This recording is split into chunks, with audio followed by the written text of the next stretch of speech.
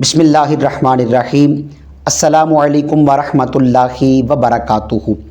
حضرت سیدنا صفوان بن سلیم رحمۃ اللہ تعالیٰ علیہ آپ فرماتے ہیں کہ انسان کے ساز و سامان اور ملبوسات یعنی کپڑوں کو جنات استعمال کرتے ہیں، لہٰذا جب تم میں سے کوئی کپڑے پہنے یا کپڑے اتارے تو وہ بسم اللہ الرحمن الرحیم پڑھ لے۔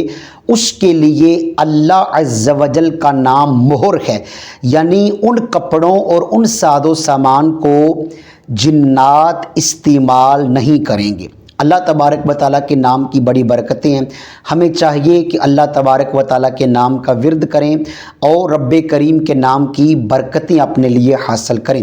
اللہ تعالیٰ مجھے اور آپ سب کو نبی علیہ السلام کے دین کے مطابق اپنی زندگی بسر کرنے کی توفیق عطا فرمائے، آمین بجاہ النبی الامین صلی اللہ علیہ وسلم۔